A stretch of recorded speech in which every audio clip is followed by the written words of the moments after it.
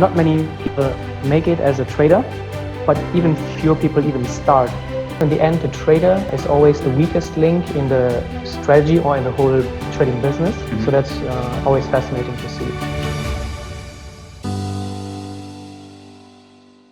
Welcome to everybody for joining us. Thank you so much for being here for the Traders MindChat Show. Today, we are incredibly blessed to be here with ROLF. ROLF, I don't want to butcher your last name. Is it Schlotmann? Did I say that right? That's pretty close. That's pretty good. Yes. Thank you. Yes, people butcher my last name all the time, but ROLF is somebody that I followed personally for a very long time, all the way back to the early days of Twitter. His journey has been remarkable to see how he's grown both with Tradeciety and then launching EdgeWonk, and just his own personal trading journey as well, from the quitting the day job, moving to, well, was it Thailand at first? Initially it was Vietnam, and then I traveled around for a few years, and then I settled in Thailand. Yeah, and now I'm back in Frankfurt. It's so incredible. I can't wait to hear more about your journey and how to do this. It's so inspirational. Like that. This is what so many people actually, what so many traders dream of doing. But you've gone out and have done so much, and it's such an inspirational journey. Thank you so much for being on the show, man. I really appreciate it. Thank you for having me. I know it's been a long time in the making.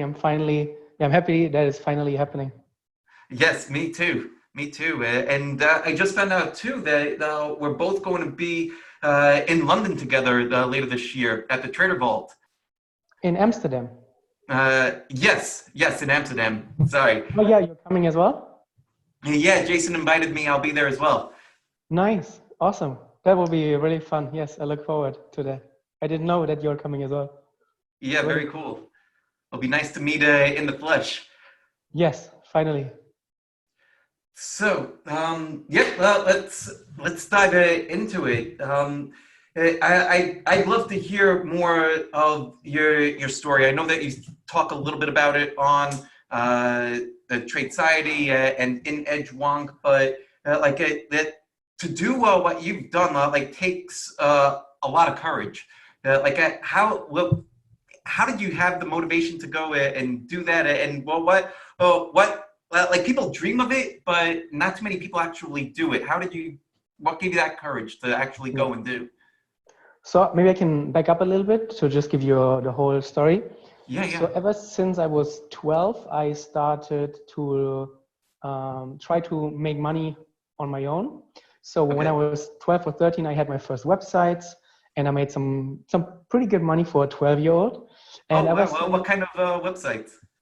Oh, they were all over the place. Back then, it was quite easy to make money online because there was not a lot of competition, because that's like 22, 23 years ago. Mm-hmm. So it was in the early days. And ever since then, I remember I got the check in the mail from Google, and I was like 12 or 13 years old. And I couldn't believe that you could really make money off of just this here, the computer. In your underwear, in your mom's bedroom. And ever since then, I was hooked. I couldn't believe that you didn't have to go to an office to just do what a boss says. Mm-hmm. And then when I was 16, I had my first stock portfolio. It was around before the .com crash. Everybody was into stocks. So for context, how old are you now? I'm 34. Yeah, 34. Okay. So yeah. So it was just around before the .com crash. Okay. Yeah, so I was like 14, 15-ish. Yeah, and everybody was into stocks, and my dad was always watching the stock ticker on TV back then in the teletext. I don't know how you call it. And I was fascinated that you could own a piece of Nike, of McDonald's, Adidas, all those things that I only knew from my personal life. You could own something from them. And you could make money off of that. That was just mind-blowing for like a 15-year-old. So I said, hey, I would like to have some shares as well, and I would like to play around with it. And then my dad set up a little portfolio. I could pick a few stocks here and there, and then it was every day after school, I was running home, turning on the TV and just checking how it went up and down. And ever since then, I was completely hooked. Then when it was it very active trading back then, like day trading or swing trading, or was it more like a longer term hold? Well, what was it? Yeah, I didn't know anything. I just picked like everything that I knew from my daily life, like McDonald's, Nike, and Sony, and back then Nokia or something. I had no idea. I just knew those brands from my personal life as a 15-year-old. And that was just fascinating for me. I could say that I own a piece of McDonald's. And then when the stock market went up, I made some profits. I was just at school. I was doing nothing, sleeping. There was just like a big mindset shift for me.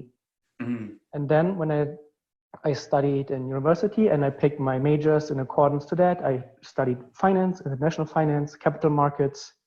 I majored in them. And while I was in university, in my first semester, I picked up Forex trading. We had like a guest lecturer that was a trader from a bank, because I live in Frankfurt. It's like the big banking city in Germany. So we had guest lecturers from banks and everywhere. And he said that this is Forex trading and this is this and you can do this. And then I just Googled it, installed, I think it was even back then like MetaTrader 4 or something, and just started. And luckily I studied like finance, and it's not a very intense subject in university, so you have a lot of free time. So I invested all my free time that I had into trading. I was completely obsessed because I knew, or had the feeling that this could be something that once I finish my university studies, if I can do this, I don't have to get a real job, because this is what I wanted to avoid from the age I was 12. So yeah, I studied and I got really, really obsessed with it. Now just to interject for 1 second, because you mentioned that you studied finance in school. I'm real curious. Like, did your studies in finance in school help you as a trader? No, not at all. The only thing that university helped me with, and that's why I still think that's why I encourage people to do it, is that it's the first time that you really learn to organize yourself. Nobody is giving a damn if you actually do your work. Nobody cares how well you do or if you do anything at all. So it's really, it's the skills that you learn to be like self-motivating, self-disciplined. You just need to do the work regardless of how you feel. Otherwise, the consequences are bad, but nobody cares. So I think this is a very nice mindset exercise, or just in general, you get a nice work ethic if you pull through it. I was really, really bad in high school. I had to redo like a year or two because I just failed all my classes. But then in university, once I realized, okay, now I'm really on my own and nobody cares if I do what I do, then it really clicked with me. And yeah, that was really like a big shift for me. And then that's when I started to become very serious about managing myself, managing my time, and all of that stuff. Yeah. Yeah, very interesting that you mentioned that shift from high school to university. I had a very similar experience myself. In high school, I was a terrible student for the first 3 years. Then finally, in my senior year, I started to think to myself, well, what would happen if I actually applied myself and tried to get A's? And then all of a sudden, like that's when things started to take off. And then university was good too. That it's very interesting, very interesting. I wonder where that comes from. I think it's what I think could be is that you start to realize that once you're done with university, then, well, you're on your own. You need to earn your own money, and the amount of money you make determines the quality of your life. So you do well in university, you get a good job, and then you can do the things that you want to do. If you don't do well in university, you will get a not such a good job, and then you can't do all those nice things. So that was really when it clicked for me. Yeah. All right. Yeah, and then while I was in university, I also got a job at a finance company. So I worked pretty hard during university with my studies, my trading, and the job. And all the money that I earned, I saved, put in a trading account. And then once I was finished with university, I had a decent sized trading account. But I also had an offer from this company to give me a very, very well-paying job. It's one of the biggest companies in the world. And they said, hey, you can do this trainee program with us and you will do well and this and this and this. And I looked at the people around me and I saw those people who were like in their 40s and their 50s, like 20 or 30 years ahead of me. And I looked at them and I realized that's not really where I want to end up, because there's not a lot of surprise once you enter the corporate world. Your path is pretty much set. You know, those are the promotions available to you. You have 3 weeks of holiday per year. You need to ask for if you want to take off or something. And I said, okay, I was in my late or like mid 20s or something. And then I said, okay, my trading is going well. I could not support myself in Germany because the living costs are super high.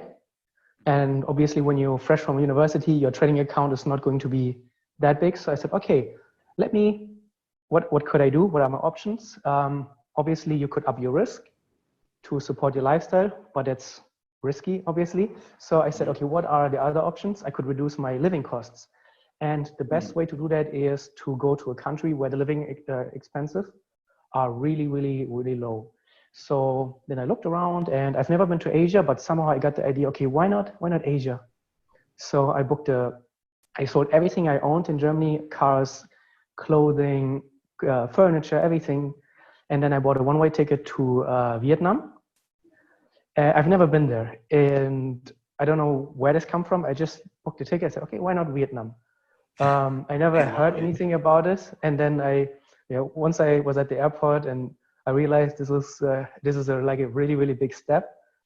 And yeah, the living expenses in Asia or Southeast Asia especially are really, really low.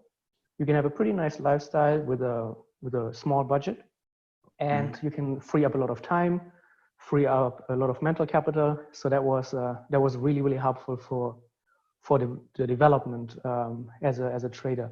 And that's like, I think like 8 years ago, 9 years ago or something. Yeah. Wow. Was there any like second thoughts of like, should I really go? Or was it just like, this makes total sense, let's do it? Yeah, I don't know. Looking back, it seems like a pretty crazy idea, but it didn't feel like it at that time. I was more scared of entering the normal corporate world and being stuck in this job, because I realized that the people, once you're in the job and once you have a family or something, you're really locked in. Then breaking out is almost impossible. It's really, really hard, especially in a first world country where the living expenses are so high.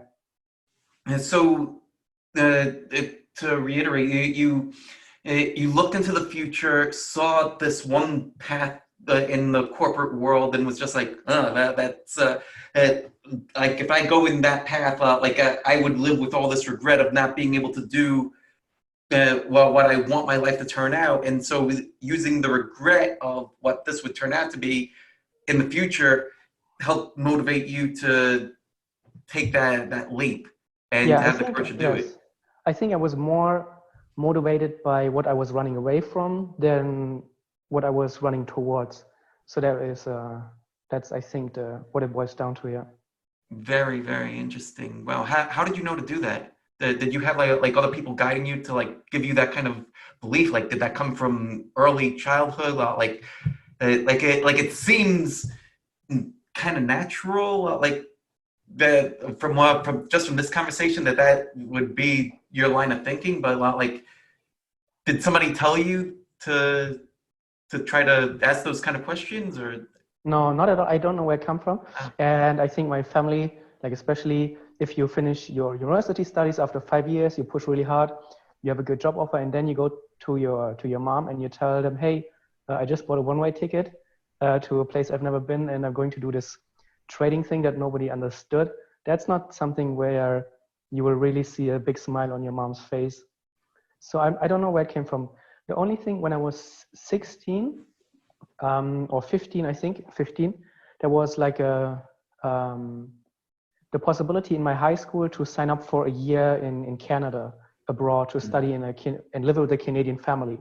And my teacher announced it and said, hey, so who wants to go? And I don't know why, I just put up my hand. I was the only one, without even thinking about it. And then, yeah, a few weeks later, I was living with this Canadian family in Canada. My English was really not that great back then. And I had no idea. It was really scary, but I think ever since then, I was not really scared of throwing myself into new things. I love that. Yeah. So Yeah. how did your parents respond when you did this? Were they supportive? Did they? Well, they were not. I think they somehow very deep inside they liked the idea, but obviously your parents would like to have a safe and secure future, whatever this means. And yeah, parents. Well, especially if your parents haven't done anything similar, then they cannot really understand it, and they don't know what is the risk, what is the potential reward, and what is he doing. And they are mostly thinking about things that could go wrong. My mom never really discouraged me from it, but she just was, I don't know, curious, maybe a little bit anxious. But I told her, well, in the end, what could happen? I do this, after 2 years I come back and I get a real job, and then everything is back to normal. So, such a great perspective. And what do they say now? Yeah, now they're quite happy. Yeah. After a few years, they realize, okay, this is working out quite nicely. And yeah, the same happened actually when I met Moritz, my partner from EdgeWonk and Tradeciety. I met him through an online forum. He's also German, and I was living in Thailand or Cambodia or something back then, and he was living in China. And then we met through a trading forum. He saw that I was doing the same thing pretty much as he does, and he messaged me. And then after a while, we keep talking, and then we came up with EdgeWonk. And then I told my mom, hey, I'm going to start this company with this random guy I've never met in real life. I've met him over the internet, but we're going to sign up. We are just throwing our assets together, and let's see what happens. And yeah, that's really how you shock your parents a little bit. But yeah. And pioneers back then. Today, that's I wouldn't say like it's commonplace yet, but it's like pretty mainstream to be able to like it's not unheard of to be able to just meet like this anymore. Right. Yeah, you do meet weird people over the internet as well. So I think there's always the risk that you never know who you're going to meet, especially, and if you start a company with someone, things could go really, really wrong if things go wrong, because your assets are tied up in it and many other things. But yeah, I think it's always, for me personally, it's worse living with regrets than not even trying to do it. It's something that I always wanted to do all my life since I was 12. And I thought, okay, I have the chance now to actually do the thing that I always wanted to do all my life. And I just have to do it. There's nothing from stopping me. And worst case, the worst case is never really as bad as you make it.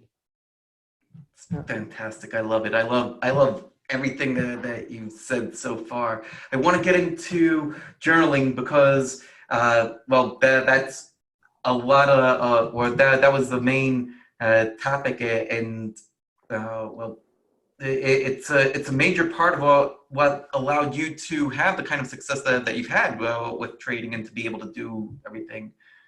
Like what kind of role has journaling played for you? I think it's the cornerstone of any successful, not only trader, but person in general.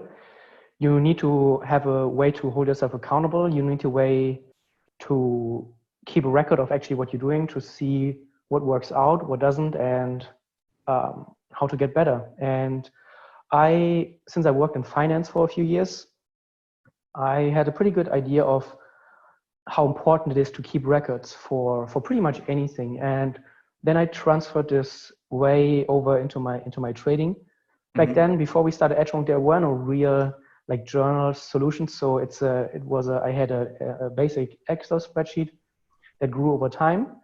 And yeah, I think nowadays, without a journal, or if you run a business and if you don't know your numbers, then obviously how can you expect to to get better?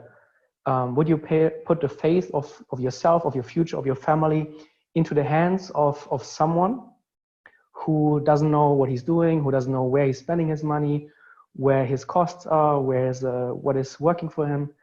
Yeah, so it's and ask yourself, do you remember your last 10 trades?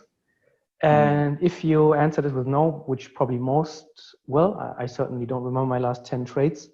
How can you expect to become better, to avoid mistakes, or even know what mistakes you're doing, under which conditions, situations, and what is working well, what isn't working well? So I think, yeah, journaling is just, it's a must. There's no way around it. Oh, what kind of objections do you see to that people have towards journaling? Because a lot of people know that they should be doing it, but at least from my experience, few seldom actually do journal. Yeah. So we recently did a workshop in the Philippines, and Moritz said this very nice quote. You know that it goes something like, not many people make it as a trader, but even fewer people even start. So I think that almost nobody in this retail trading world takes it seriously. You find an ad, you think, okay, trading is something that I can make money with, and then they install their trading platform, they put on an indicator, and then all you can do is buy or sell. How hard can it be? And then, yeah, they just lose their money, and there's no way of real professionalism. People just treat it as a hobby. There's nothing. Yeah, it's just come down to that. People are not serious about it. It's pure gambling. Yeah, I think that's the reason. People just don't take it seriously. People are comfortable having their job. They're not really struggling too much. So it's not really that urgent for them. It's not really that high of a priority. And of course, as well, having a job and having a family, having priorities and hobbies, it's draining. It's time consuming, it's stressful. So you have maybe a few hours here and there for your trading. And then how much fun is it really to pour over Excel spreadsheets and fill out data and analyze it? It's much, much more fun to try a new blinking indicator and see if you can get the Ferrari next week. That's obviously much, much more fun. And that's unfortunate, but that's, I think, the way how trading these days works for like the vast majority. Yeah, it should come with like a warning label, right? Like to your point, like people, I see this all the time too. People approach trading with that gambler's mentality that they think that they could just walk in and then place a trade Ferrari tomorrow. But it's more like being a doctor, right? Like you wouldn't just walk in and be like, hey, doctors make a lot of money. Let me go be a surgeon. And then you just walk into the OR, grab the scalpel and start cutting away. Like, you know, you'd be locked up. Yeah, it's very similar in that regard. Yeah, very, very similar. And the entry barriers are very low in trading, and from the outside it looks so easy. You can buy, you can sell, prices can go up, prices can go down. How hard can it be? So yeah, that is, I think people have a very wrong image about what trading is and how serious they need to be. And this is the part about EdgeWonk that I love. Right? Like I saw this Tiltmeter, and that really like I'm all about trading psychology and trading mindset, and when I saw that's something that's real special. Like you don't really see that in I haven't come across that in any other journal or journaling platform. So like can you talk a little bit about that Tiltmeter, the psychology, and you know, like how you've seen performance either improve or go on tilt based off of from your trading? Yeah. So the Tiltmeter, it's a small little feature in EdgeWonk, but it's really powerful. And basically, for every trade that you take, you can rate, or you can describe the entry, the exit, and the trade management in general. And you could either rate the entry, exit, and trade management positive, you can rate it negative or neutral. And when you rate it negative, then you will see that the Tiltmeter go red. If you rate it positive, then it goes green. And so it's really nice visual representation. And with EdgeWonk, there's a little we call a trader development course with like 30 lessons. And there are many challenges and exercises in there. And the first exercise is, we call it like the Tiltmeter challenge. And we just challenge you to don't look at your results right away. Look at, or try to keep the Tiltmeter as green as possible. That's your only objective, because it reinforces good habits. And so whenever you are about to take a trade, you need to keep it in your mind. How is this going to affect my Tiltmeter? Is it going to make it red or green or however? And then over time, you are hopefully more likely to make better decisions, because it's always somewhere stuck in your head. That's the general idea. It almost gamifies it. Yeah, exactly. That's yeah. Of course, it's still, because in the end, people are very good at betraying themselves or lying to themselves or rationalizing, I should really take this trade. It's not in my trading plan, but almost, and I could miss this big move. So you need to find ways to cope with that. There is something that we recently started doing with our students. It's like an accountability challenge. So a few people took us up on that, and they said, okay, the rules are something like, they have to send in their journal and their statements with their EdgeWonk Tiltmeter. And if there are more than 1 or 2 red Tiltmeters within a week or within a month, then you need to find something that is going to be like a consequence, maybe a punishment. So we have one guy who said, okay, every time I break my Tiltmeter, I'm going to donate like $500 to a good cause. And so you connect the journaling routine with an accountability partner or group, because it's important that it's like going to the gym. You're much more likely to go to the gym if you have a gym partner who is waiting there, and you don't want to disappoint him, you don't want to back out, and you don't want to look weak. And that's working really well together. So trading is very lonely at times, and you are talking to your head all the time. You're rationalizing your mistakes. That's why I rented now a co-working space, because I've been working on my own for years and years and years. And it's just, you get very lonely and isolated. It's nice to have people actually around you. That's something that people often overlook, the negative sides of trading.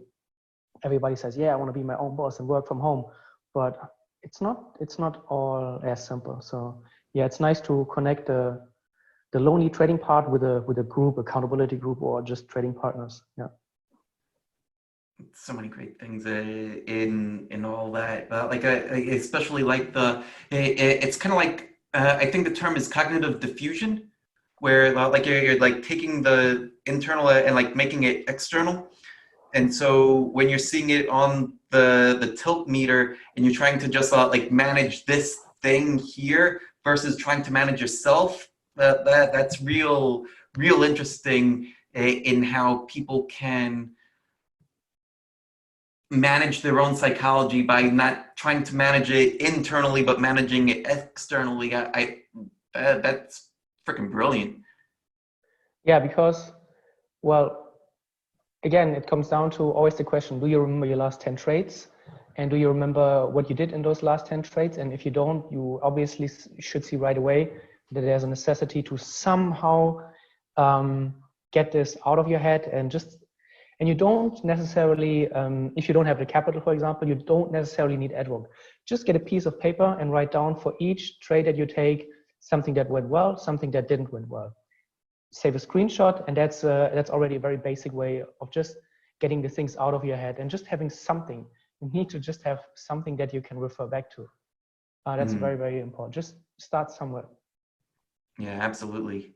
And to piggyback on that idea, like I encourage people to create a template if they're going to do it that way, even if they're doing it electronically or if they're doing it on a piece of paper, to have a template. Because when you, like I have this thing, right? I call it the trade tracker. It's just like a bunch of questions that I ask myself before I place a trade. But I think that one of the things that's great about something like this is having it laid out in one format. So that way, when you're flipping through, your eye knows to go, oh, like I'm going to look at how I felt, or I know to look over here, like, okay, well, what kinds of details were in my trade, and it laid out the same way. So that way, when you're flipping through it, you could start to pick up on things that much quicker versus it kind of being all over the place. Right. Yeah. So you need to have also a way of how to review it then, obviously, because people put, or just even like the piece of paper you have there, it's good to fill it out, but you need to have a way of how you actually utilize it. So an option would be you have a different piece of paper where you just capture the obvious things. How often do you see the same comment for this thing? And then you put it on a summary paper so that you can see it.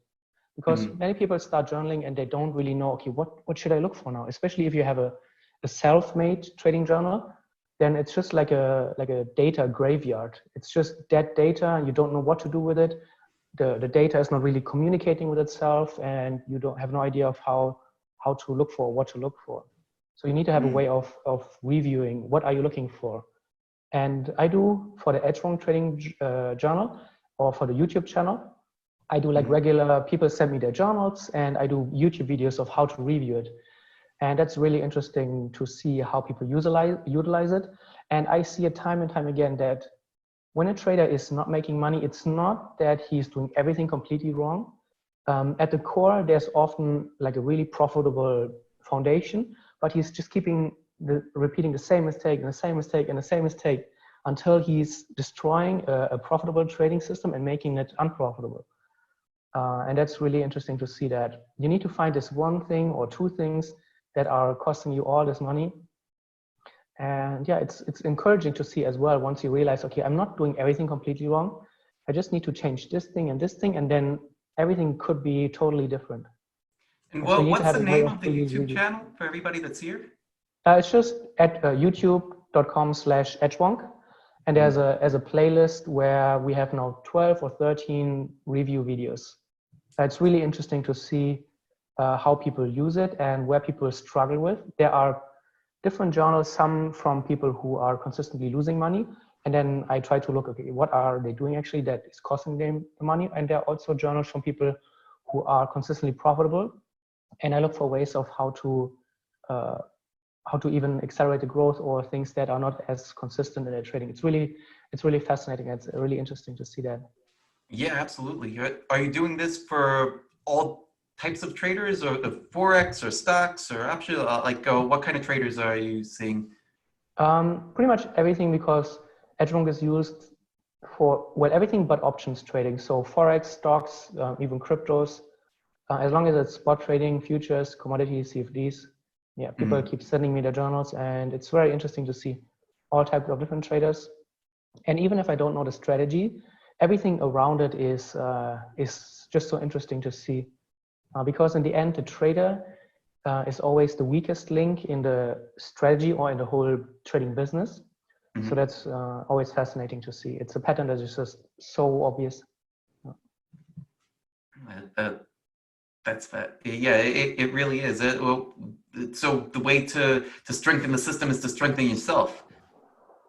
Yeah, and you see it. I think you probably see it as well. After a while, many traders tend to go this self-development and self-improvement path, and I think this is very natural when you think about it, because in the end, you can have the best system, whatever best system means. If you cannot execute it, then it's not going to make you any money. And then when you look at your results, you will see that it's almost always the trader that is closing the trades too early. He cannot hold on to winning trades. He's not able to close the losses.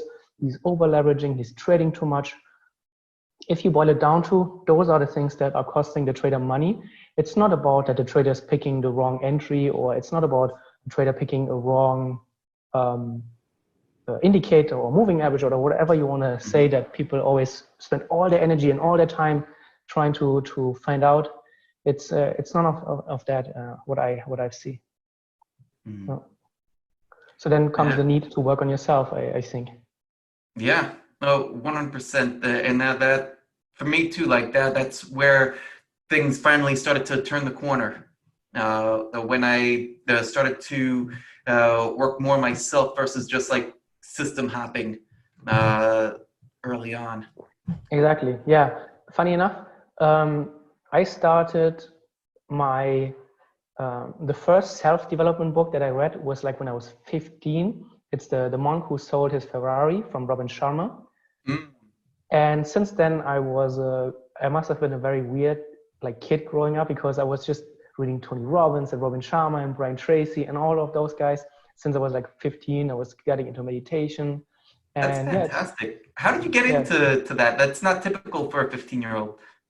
No, I was very different, I think, and my interests were always very weird. I don't know, I just stumbled. I had some rough times, I think, when I was like a little bit younger, and then I was trying to find ways out and how to cope with things. And then I stumbled over, I didn't even know first that there were books who talked about that you can work on your mindset and overcome struggles and obstacles. So that's led me down this path and I'm reading like dozens and dozens of like those types of books. I go to seminars, and I'm just so fascinated with this mindset stuff. There's so much that you can. There's never an end, and the more you get into it, the more you see how like flawed you are, and then you try to work on it, and you try to see, okay, what can I do about this, and what can I do, and how can I overcome this? And it's just really it's fascinating. It's like a hobby for me for the past like 20 years.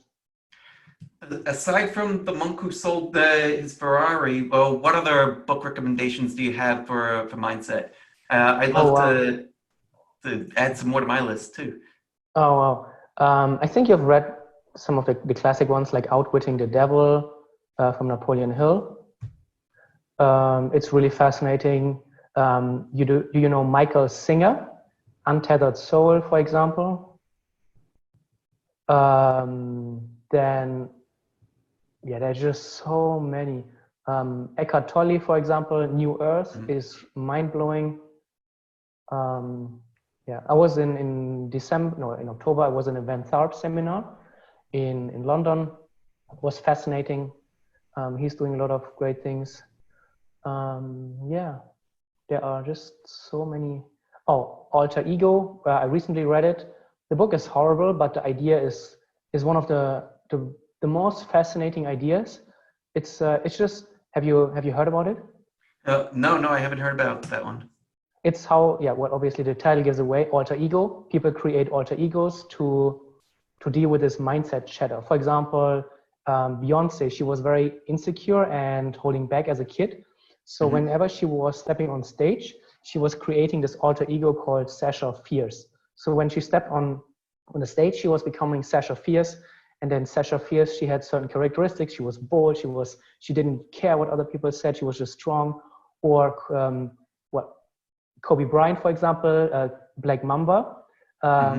He created this alter ego when he had some struggles with some legal situation and stuff. And to overcome this, he created the Black Mamba. Black Mamba is a character from the movie Kill Bill. And that helped him. Whenever he stepped on the court, he became the Black Mamba. He was not scared. He didn't care. And there are just countless. Or there's this famous US sport, I think Bo Jackson. I think he's like a big sports guy. And his alter ego is like Jason from Friday the 13th, the movie. So whenever he stepped on the field, he would become Jason, and he was just fearless and just strong. So there's just dozens and dozens of examples how all those successful people have those alter egos, because in the end, everybody is like having this negative self-talk. They have doubts and worries and fears, and you just need to channel it in a positive way. And it's really fascinating. If you're looking for podcasts, I think I've mentioned it to you, Michael Gervais, Finding Mastery is the podcast. It's fascinating. He's like one of those human performance or optimizations or whatever it is, coaches. He's the psychologist or whatever you want to call it from the Seattle Seahawks. It's just, it's really fascinating. There are thousands and dozens of books, resources. Wow, gave us so much in that. Thank you. Yeah, I've got a lot to add to my reading list. The one that I've been going through multiple times recently is this book by Brendan Burchard called High Performance Habits. Have you heard of that one? I think so, yeah.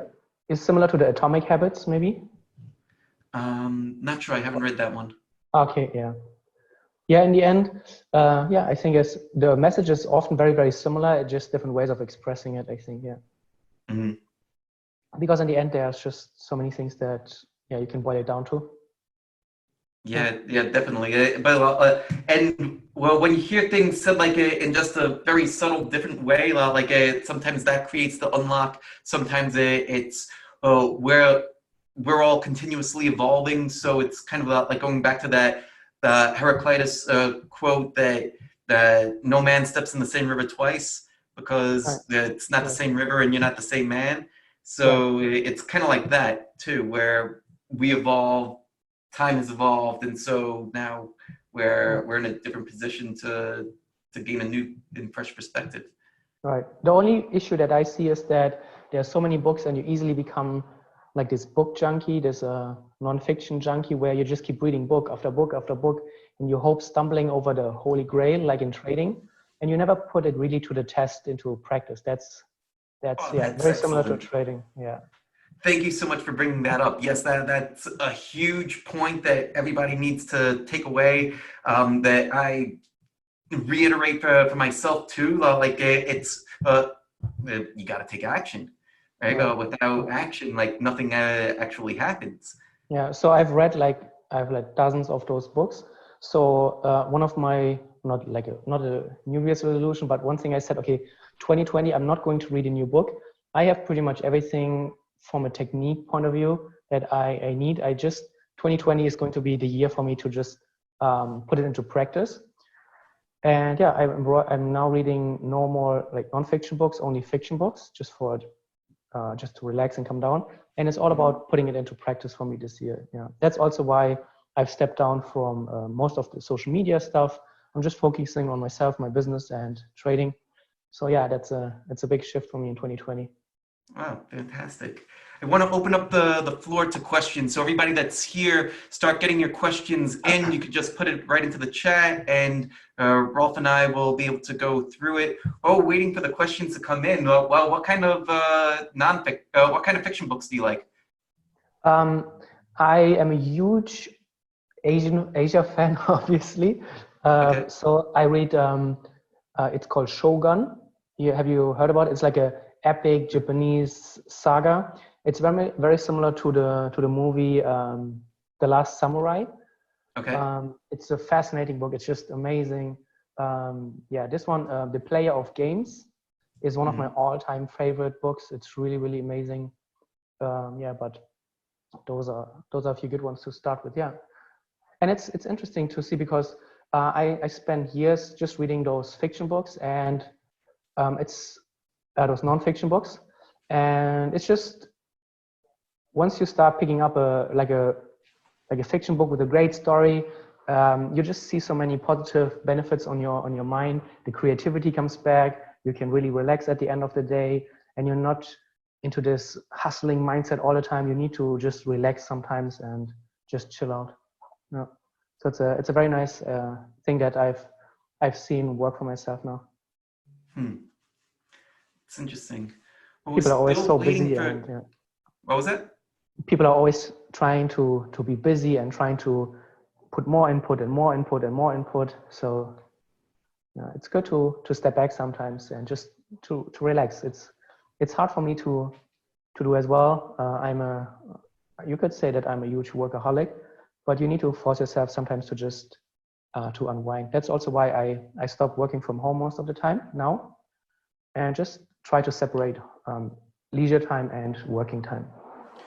Well, one of the recent new practices that I have, actually from Brendan's book, is the mastering transitions. Where like I used to be the type of person that would just try to have my checklist and cross things off as quickly as I can and just go through without taking any kind of a break at all. He suggests taking a break once an hour, just to refresh and doing this release meditation that he calls, where like it's kind of like a transcendental meditation where you're repeating a word to yourself. He chooses release, and you just sit there for 2 minutes and you repeat release to yourself, and then before you go on to the next task, then you think, and you've released some tension, and it's like, well, what kind of energy do I want to bring to whatever this next task is? How would the best version of myself perform whatever this next task is?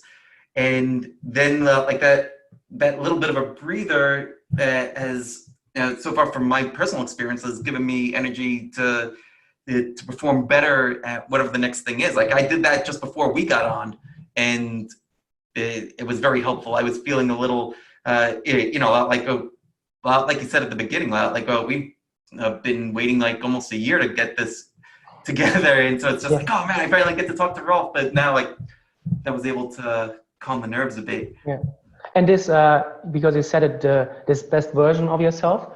For some people, it's not really concrete, but you could apply this alter ego technique to this as well. Or you could say, okay, what would, if you sit in front of your computer and you're trading, what would Paul Tudor Jones do? Would he take this stupid trade and break his rules, try to risk it all? Well, what would the best interviewer do, and how would he approach it? And yeah, those are some nice techniques. But regarding your technique, I really like it. I'm doing the Pomodoro technique. Have you heard about this? It's like you work for like 30 or 45 minutes. You set a timer and you do only one task at a time. There's no Facebook, no phone, no whatever. You just work, and then you completely go away from your computer. You do something else, play with a dog, or go out for a walk with a dog, or just read a bit in a book, listen to music, whatever, play some PlayStation, whatever. And then you come back, and so you have those 30 or 45 minutes intervals, and it's really nice. It's really helpful, yeah. It's great. Like we need that break. Like there's work time, there's break time, and like both are very valuable. Right, exactly. Yeah. And today, I think people, they try to work all day, but what ends up is they don't get really much done, because you're always just one click away from Facebook. You're only one click away from watching YouTube.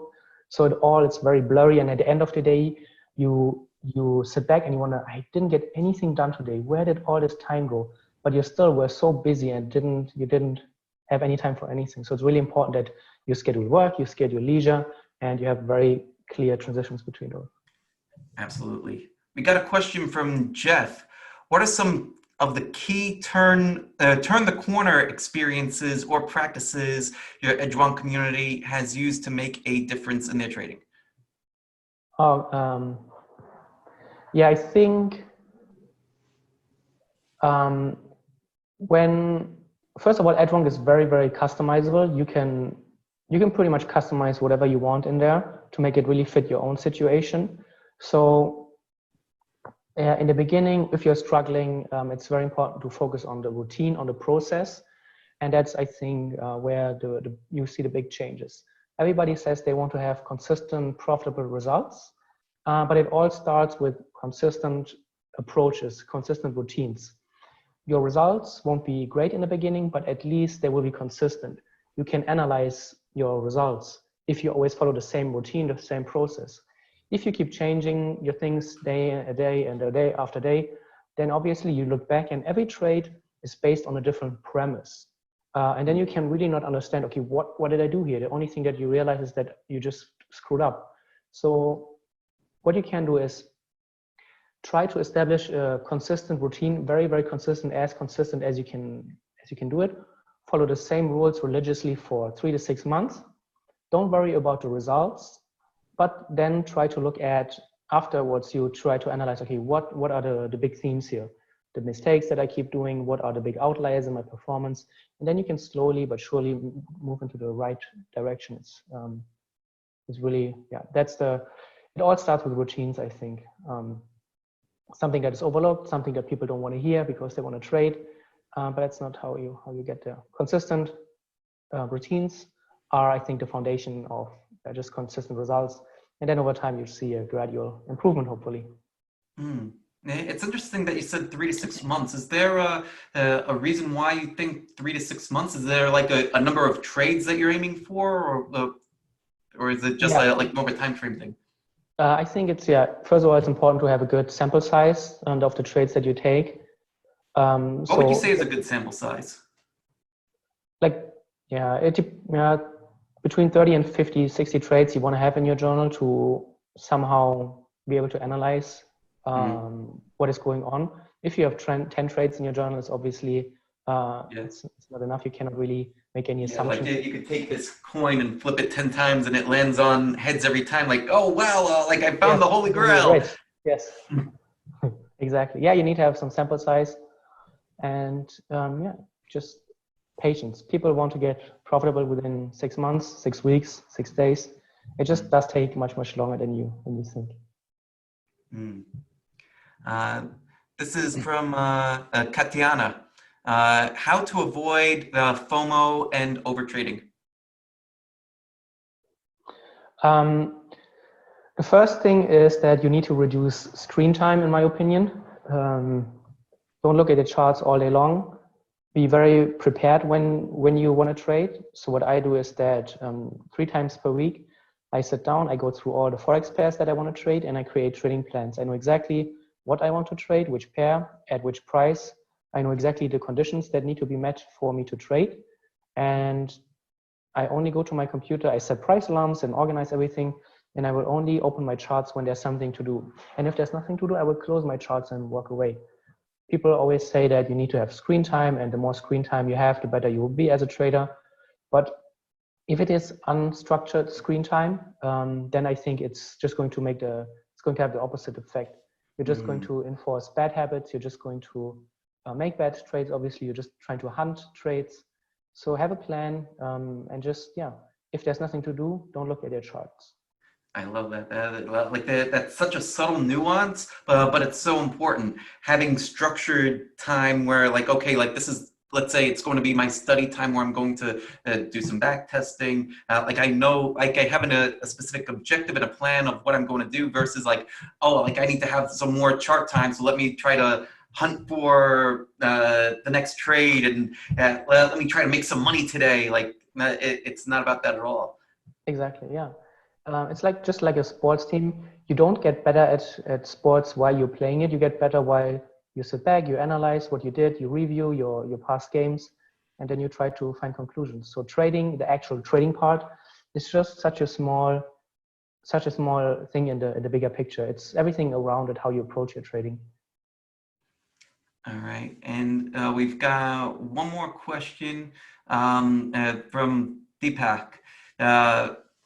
For Rolf, I started trading with very high energy and enthusiasm. I read a lot, learned to trade. I got success also, but because of short of trading capital, I stopped trading for a few months. Now my interest is going down. How can I keep my interests up as I just want to continue trading for the rest of my life?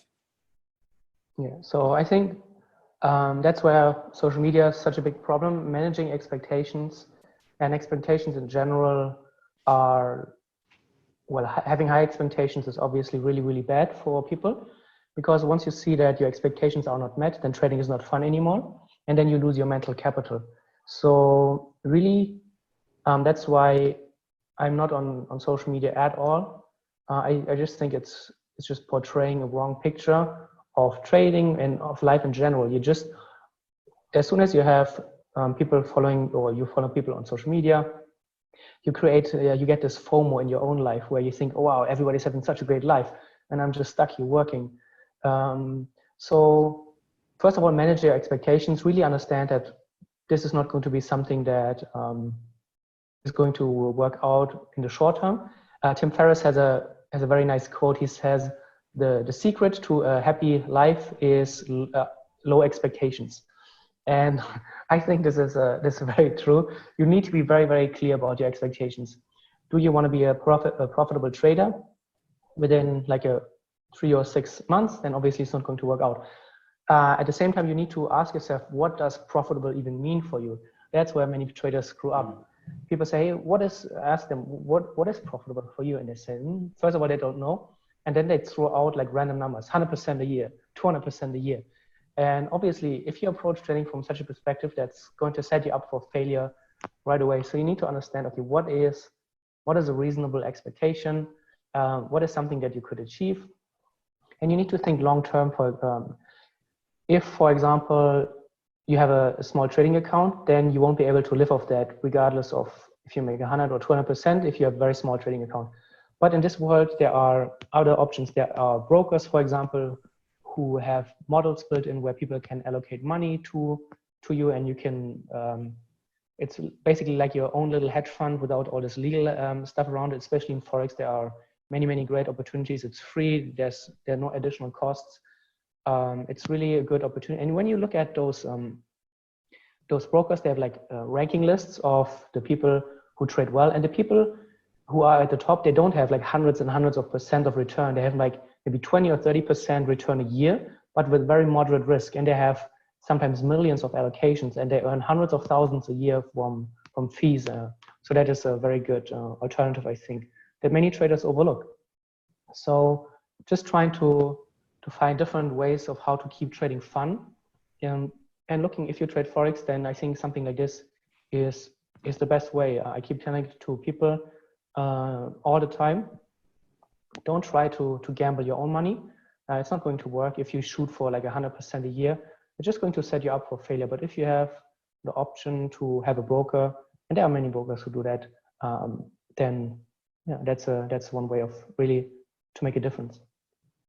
That's such a great answer. Just to piggyback off of it a little bit, there's another book to mention that you've probably read this one, Money Master the Game by Tony Robbins. Yeah, I know. I haven't read it. Yeah, but I know. Okay. All right. So there's an exercise in that book where Tony goes through, a lot of people throw out that they want to be financially independent, but like, well, what does that mean? So he starts to break it down. Like, okay, so the first thing that you want to figure out is how much money do you need just to pay your basic expenses, right? Like your shelter, your food, the transportation, things like that. And we'll throw that into the bucket, and we'll call that financial independence, where if you are able to generate that, then you're independent. Then after that is, all right, let's toss in some of the nice things that you want: vacations, nice clothing, charity, things like that. Well, let's add those things in, figure out how much that would be for the year, and also on a monthly basis. And then we'll call that financial vitality. Then the next tier would be absolute freedom. And that's where your wildest dreams, right? Like, well, what would you want? Write that down and tack on like, okay, that's how much I need per month, per year to hit it. And what happens for most people is that it's dramatically less than what they thought that they needed. Right. Yeah, like for me too, like I was very shocked when I found out that I didn't need 10 million a year to hit it, that it was like I only needed 500,000 to achieve absolute freedom, which was kind of mind-blowing to me.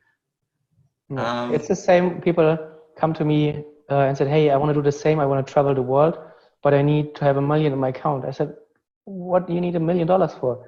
If you have $1,000 a month, then you can travel the world. That's all you need to travel the world. If you want to travel the world, it's really cheap if you want to do it.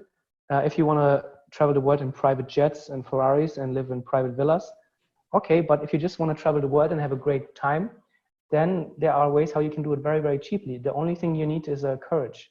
I think that's the most important thing. Yeah. I love that. I think that's such a great place to leave off right there. And plus, we're out of time.